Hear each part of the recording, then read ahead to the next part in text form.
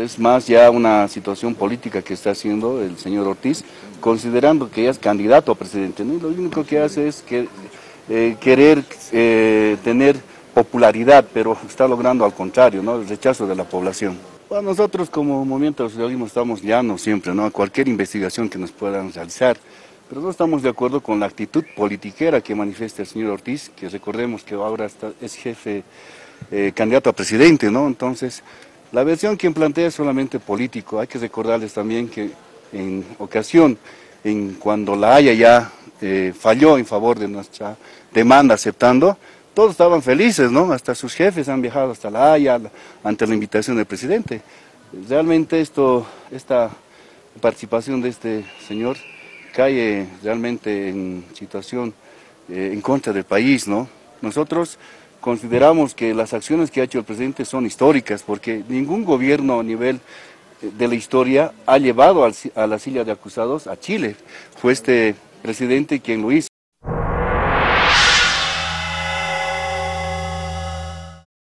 Hacer una lectura de la realidad, del contexto, saber, a ver. Pero si usted me está diciendo que hasta los chilenos pensaban que iban a perder, entonces nosotros estábamos en la lectura adecuada. En apariencia teníamos la argumentación necesaria. Exacto, esa es la palabra, en apariencia. Pero debíamos haber leído. Yo a uno de los principales representantes del grupo en un almuerzo en el Círculo de la Unión le preguntaba y le decía, ¿qué se está haciendo con el Perú? Porque el Perú es un estado de radical importancia en la estructura del problema. Dada la proximidad del fallo, faltaban unos 2 o 3 meses. Totalmente protagonista. Pero yo le decía, ¿qué es lo que se está haciendo con el Perú? Y la respuesta fue, nada. Vamos a esperar el fallo y recién vamos a ver qué hacemos. Eso en el nivel más alto de la administración de un estado es lapidario. Entonces, pero ya estamos acá. Ahora, ese silencio desde octubre hasta marzo, imagínense, 5 meses de silencio. Interesantísimo, sin embargo, cada uno de los puntos que usted ha hecho referencia, deberíamos tocarlos en un programa y analizarlos. Yo vuelvo a preguntarme, Álvaro, realmente, el día que sucedió el hecho, yo acá les preguntaba a todos los invitados y durante la semana que lo tratamos les decía, ¿tenemos algo de qué culpar al gobierno? ¿Tenemos algo de qué? O sea, ¿nos toca ahora hacer escarnio de lo sucedido y empezar a buscar culpables? Bien, yo creo que con la gestión pública siempre debe tener fiscalización sobre todos los actos. Cierto. ¿Verdad? Eso se va a tener que llegar Así en un momento, y creo que William la tiene clara, quizá no es el mejor escenario hoy, habrá que esperar en su momento, hacer realmente una fiscalización, etcétera, pero no con que no sea política, político, politiquera. Yo voy a tratar de decirte de la manera más breve por qué hemos perdido jurídicamente de acuerdo al criterio de la Corte. Ok, ¿ya? ok. Actos unilaterales, manifestaciones de voluntad de un Estado que le crea obligaciones exigibles en el plano del derecho internacional. Requisitos: capacidad, forma y consentimiento y voluntad, que es lo mismo. Hemos demostrado que los que han hecho esas declaraciones tenían capacidad, forma pública, había cartas, y voluntad. Exactamente. ¿Dónde ha sido nuestra mayor debilidad jurídicamente hablando? Que no hemos podido demostrar que en todos estos elementos había una clara e inequívoca voluntad de Chile de cumplir un proceso de negociación. No hemos podido demostrar eso. Porque no existían. Es decir, acá tampoco podemos decir, no, esos abogados no saben nada, han contratado No, por supuesto que señores, no. Teníamos gente de lujo. Te voy a dar un ejemplo, las notas del 50.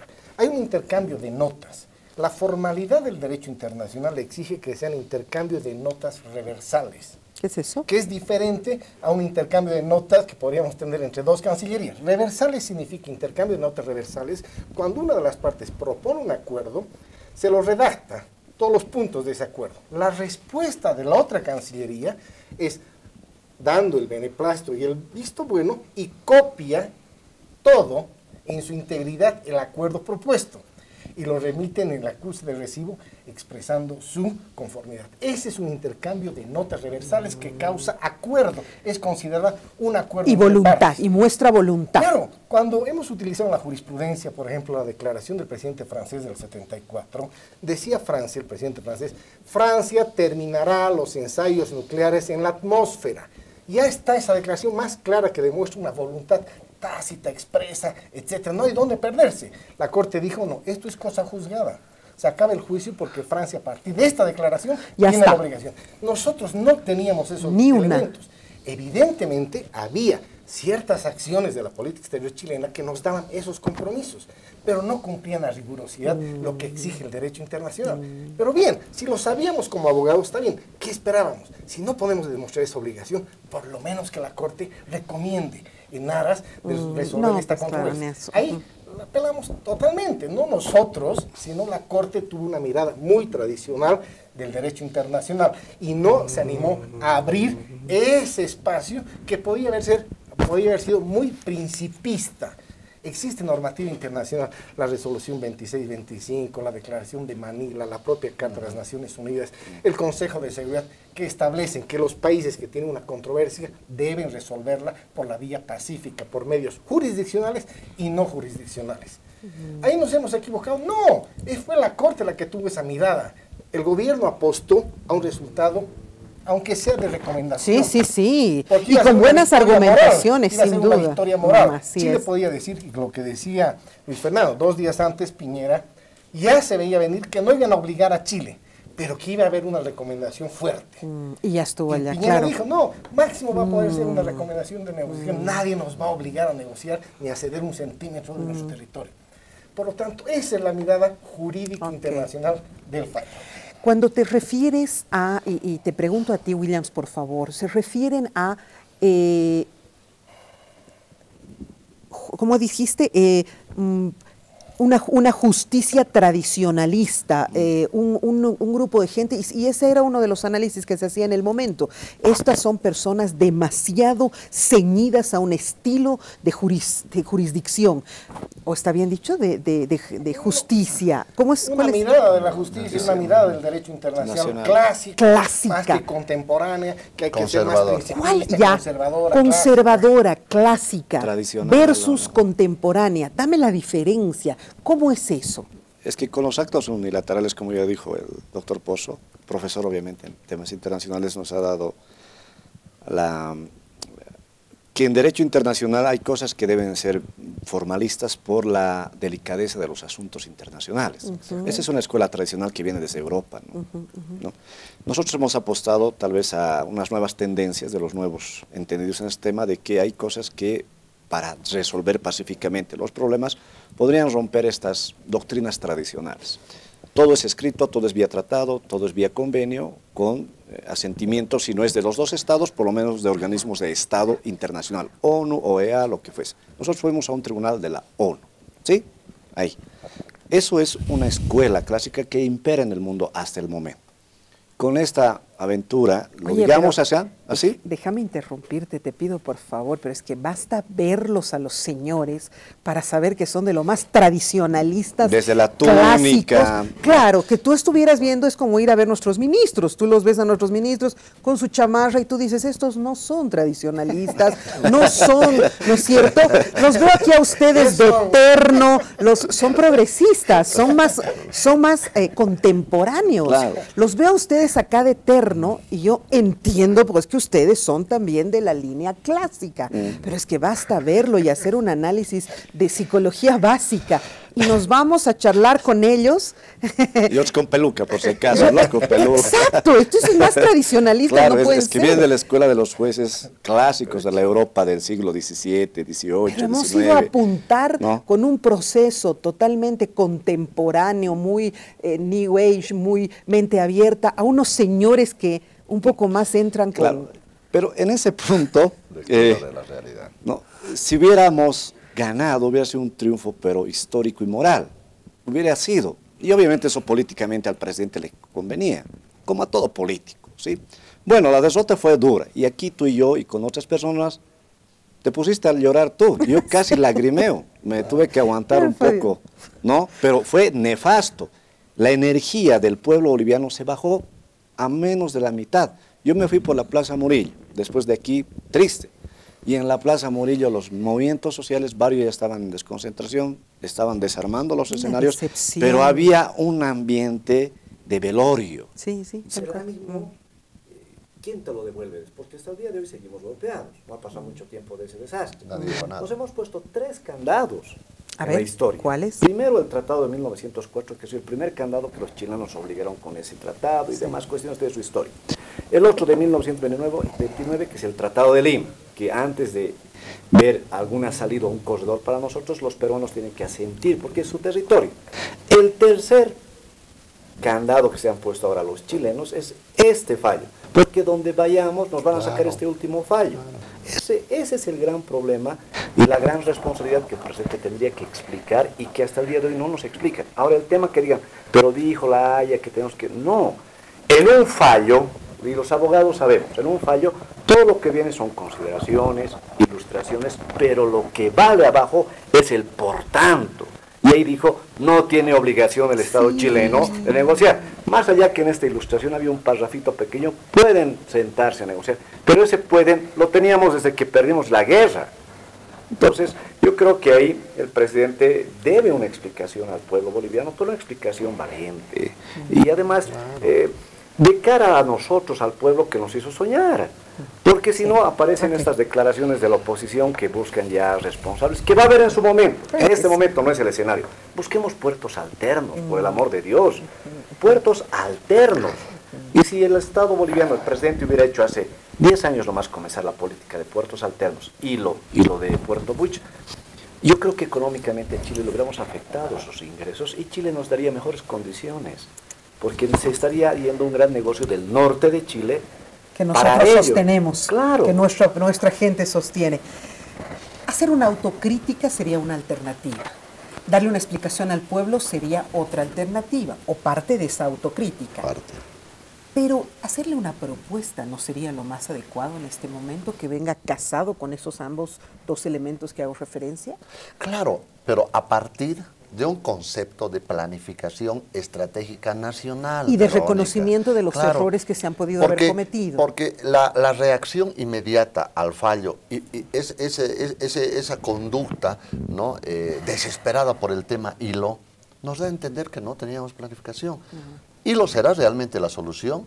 No podemos decir calado que de hilo sí no es o no suficiente. podemos decir que no. Claro. ¿No? Pero ¿será la solución la hidrovía? Todo eso tiene que emerger de un consenso analítico muy profesional, muy técnico para desesclavizarnos, si vale el término, de los puertos chilenos. No vaya a ser que por desesclavizarnos de los puertos chilenos nos esclavicemos a los puertos peruanos. Entonces hay que ver un conjunto de soluciones. Pero lo más importante, Verónica, y este es un detalle que ha sido estructural en el fallo, ha sido el desconocimiento que yo he percibido de la historia. No con un han Carlos leído la Mesa historia. llevando ahí... No, es evidente, pero no he escuchado en el fallo, por lo menos para influir psicológicamente mediante nuestros alegatos a los jueces, no se les ha dicho que estamos a un país eminentemente agresor, que nos ha agredido 250 veces, que nos ha ofrecido, se nos ha burlado 92 oportunidades, que se nos ha agredido en el área diplomática en 134 oportunidades, que tiene un interés desesperado por el agua y lo ha dado en 17 oportunidades. Es decir, un cúmulo de elementos. Hemos seguido en la historia y actualmente continuamos. La gran mayoría de los bolivianos jura que el conflicto ha comenzado el 14 de febrero del 79. Una mentira más grande que la ciudad. Entonces, y lo peor es que no hacemos nada. No hay una política interna, una política pública de educación que fomente el estudio de la verdadera historia, no la historia que nos ha impuesto Chile. El 99% de los bolivianos aún afirma que el problema del conflicto con Chile está en base al impuesto de los 10 centavos. No hay cosa más falaz. No es así. No, los motivos han sido grandes. Entonces, ese desconocimiento el libro del mar, de la historia. inclusive lo hace referencia a ello. Por supuesto. El libro azul. ¿Verdad? Claro. O sea, está mal. Está no mal. me digas. Y yo acepto cualquier debate respecto a ello, porque el problema marítimo ha comenzado el 31 de octubre de 1842, con la famosa Ley Rengifo de Chile, en la cual se apropia de las guaneras de Mejillones, de Coquimbo y de Atacama. Y comenzó la invasión comunicación pacífica. Mire, la población dice que nos ha agredido solamente en 2 oportunidades. No, 29 oportunidades ha utilizado y tenemos las pruebas. Qué interesante, y tiene usted también el tema del agua 17 veces y su intencionalidad y todo. Si tú fueses un asesor del gobierno, porque acá lo que yo busco es justamente todo lo contrario que hace el señor Ortiz, ¿no? Que es escupir, golpear, pegar, qué sé yo, sino yo busco acá que se generen alternativas, opciones, no solamente una crítica, sino una solución. Si tú fueses un asesor, ¿qué acciones tomarías de inmediato ante este tema? La primera, y no solo al gobierno, sino a los posibles futuros presidentes, aquellos que pretenden llegar a esa, actuales. Tenemos que repensar la diplomacia boliviana. Primero, buen punto. Estructurar una política exterior de Estado que nos proyecte al mundo en los próximos 50 años. Trascendiendo todo partido político y todo candidato y todo Puertos presidente. es una parte, que sí, que nuestra complementación con el Brasil es otra, con el Perú, con Chile. Tenemos que mirar el mundo, ¿verdad? Sí, macro. Pues una política exterior. Y la política exterior, a partir del gobierno, un reconocimiento. Que si hay algo donde hemos caminado mal, ha sido justamente en esta diplomacia. Yo creo que es oportunidad para todos los que van a ocupar la silla presidencial repensar en esa diplomacia, claro, ¿no? sí. Hacer realmente un acto patriótico de convocar a todas las fuerzas vivas de este país vinculadas con el tema, Fuerzas Armadas, Cancillería, etcétera, empresarios privados. Tenemos que tener una mirada integral, cómo proyectarnos en el mundo. La política exterior no solo es proteger tus intereses en el exterior, también compartir los intereses de la comunidad internacional. Por lo tanto, tenemos que hacer un trabajo que no se lo ha hecho, ni en estos últimos 13 años, ni en los últimos 200. De una vez por todas, asumamos que Bolivia, un país que no tiene una salida soberana al Pacífico, que tiene grandes limitaciones, necesita una diplomacia que la proyecte al mundo, que consiga aliados estratégicos.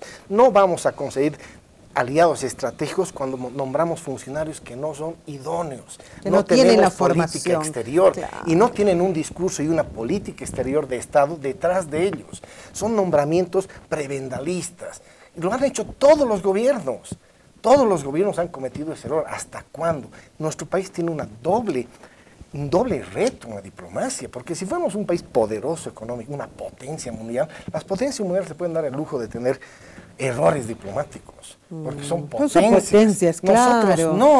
Nosotros no, ni somos un país del primer mundo, ni tenemos las Fuerzas Armadas más poderosas de la región como para sentar.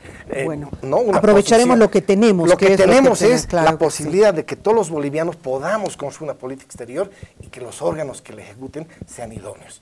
Yo creo que con eso Bolivia daría un paso agigantado en este siglo que invoca justamente eso a los estados. Basta ya de improvisación en la diplomacia, es hora de profesionalizar de verdad.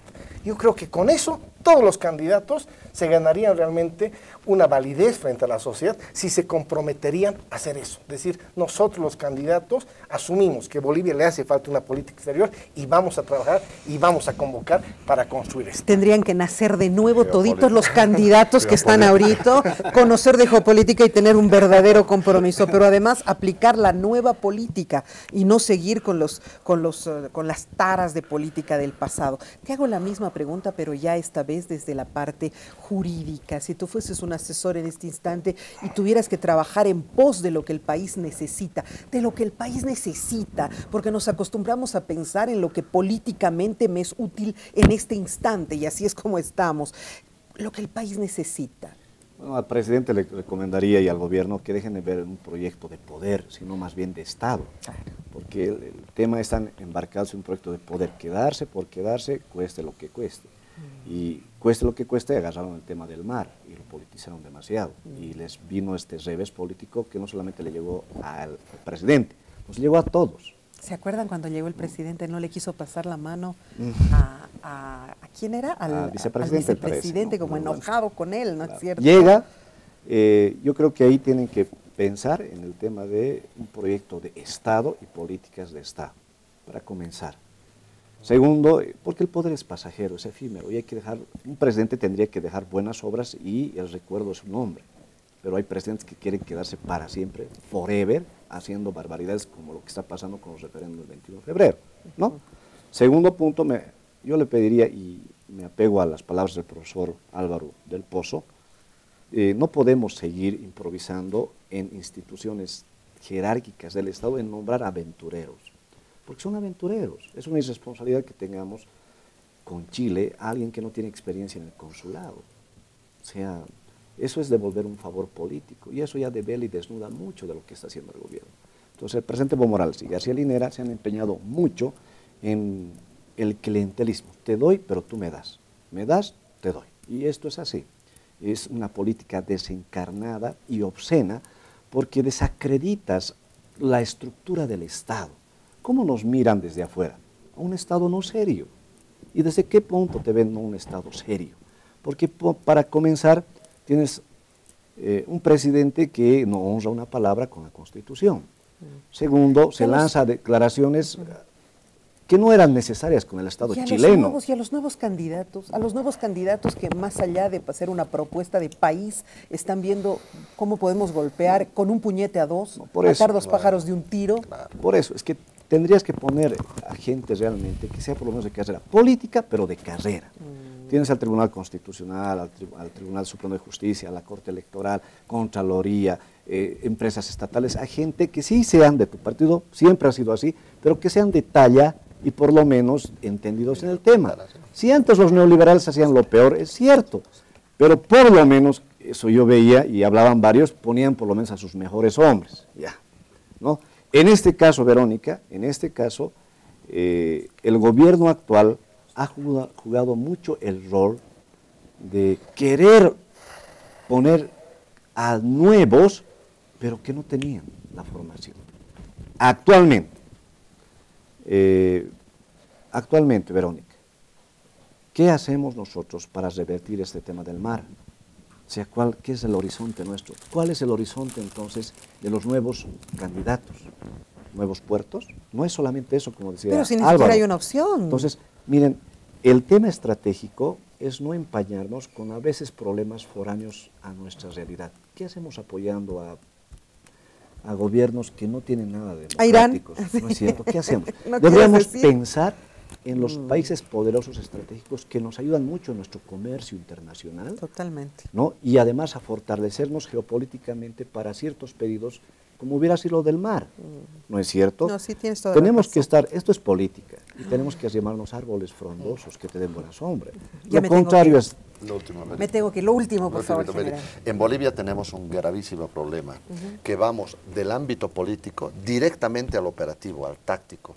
No hacemos estrategia. Un procedimiento estratégico. Claro, si aplicáramos la estrategia en su real dimensión en la administración del Estado, las cosas serían muy Por eso diferentes. terminamos pues haciendo Muy todo de bien, manera claro. improvisada, Exacto, ¿no? reactiva. No así, en cambio, nosotros con el Día del Padre, que no hemos improvisado y que les hemos traído una flor. Muchísimas gracias por ser padres responsables. Muchas gracias. Muchísimas gracias. Tú has sido mucho tiempo papá y mamá. Gracias también, porque has sido Verónica, un gran te hombre agradezco como el detalle. padre. Gracias. General, por haber dado una mujer tan maravillosa a nuestra Muchas comunicación. gracias. Muchísimas gracias. Simpática Feliz Día actitud del que la Padre. valoro en sumo grado. Muchísimas gracias a ustedes, gracias a todos los padres responsables que se ocupan de sus hijos y que están haciendo seres humanos felices y seguros. El referente paterno puede hacer del ser humano un hombre o una mujer seguros, contentos, felices, optimistas. La ausencia de ellos puede generar seres temerosos, traumatizados. Piensa que estás construyendo la vida de un ser humano.